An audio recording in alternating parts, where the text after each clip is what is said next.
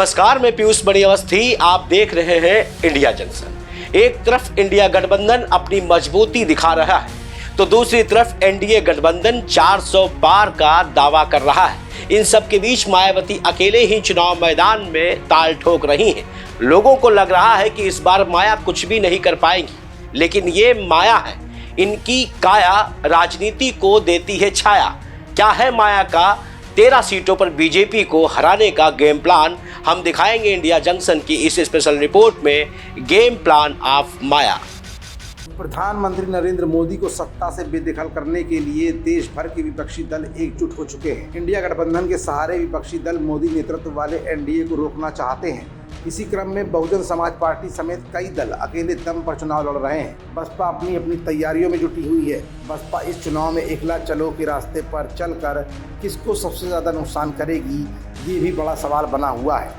राजनीतिक गलियारों में चर्चा है कि बसपा इंडिया गठबंधन को नुकसान पहुंचा सकती है, लेकिन 4 बार यूपी की मुख्यमंत्री रही मायावती ने अपनी शतरंजी चाल से बीजेपी के लिए भी मुश्किलें खड़ी कर दी हैं। यूँ कहें तो मायावती ने पीएम मोदी को एक बार फिर सत्ता में आने से रोकने के लिए पूरी रणनीति तैयार कर ली है। मायावती ने यूपी की 13 सीटों पर ऐसे उम्मीदवार घोषित कर दिए हैं जिससे भारतीय जनता पार्टी और एनडीए गठबंधन के लिए समस्या पैदा हो सकती है। बसपा सुप्रीमो ने शुरुआती लिस्ट में मुस्लिम उम्मीदवारों को उतारकर इंडिया गठबंधन को नुकसान पहुंचाने की कोशिश की थी। अगर बीजेपी के नज़रिए से देखा जाए तो बसपा ने 13 लोकसभा सीटों पर उसके लिए भी मुश्किलें खड़ी कर दी हैं। अगर बात करें गाजियाबाद सीट की तो मायावती ने नंदकिशोर पुंडीर को उतारकर बीजेपी के लिए मुश्किलें बढ़ा दी हैं। इसके साथ ही मथुरा सीट पर कमलकांत उपमन्यु को मैदान में उतारा है। बसपा ने मथुरा सीट पर देवव्रत त्यागी को प्रत्याशी घोषित कर बीजेपी के त्यागी वोट बैंक में सीधी सेंधमारी की है।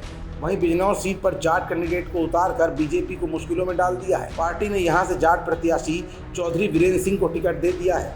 इस सीट से मायावती भी चुनाव जीत चुकी है। 2019 में बसपा के मूलक नागर ने चुनाव जीता था। इस सीट पर बड़ी तादाद में दलित वोटर है। मुजफ्फरनगर सीट पर बसपा ने मुस्लिम उम्मीदवार न उतारकर बीजेपी कैंडिडेट संजीव बालियान को सीधी टक्कर दे दी है। सपा ने हरेंद्र मलिक को कैंडिडेट बनाया है। ऐसे में अगर हरेंद्र मलिक को मुस्लिम वोट एक तरफा मिलते हैं तो बीजेपी के लिए मुश्किलें खड़ी हो सकती हैं, क्योंकि बसपा ने यहां से दारा सिंह प्रजापति को अपना प्रत्याशी बनाया है। यानी पिछड़े वोट जो बीजेपी को मिल सकते थे वो भी प्रजापति के साथ जा सकते हैं। बागपत सीट पर बसपा ने प्रवीण बंसल को कैंडिडेट घोषित किया है। प्रवीण बनिया समाज से आते हैं और बनिया बीजेपी का हार्डकोर वोटर है। ऐसे में बसपा ने वोट बैंक पर सेंधमारी करके बीजेपी को तगड़ा झटका दिया है। इसके अलावा बसपा ने आजमगढ़ सीट पर भीम राजभर को कैंडिडेट घोषित करके मुकाबला त्रिकोणीय कर दिया है।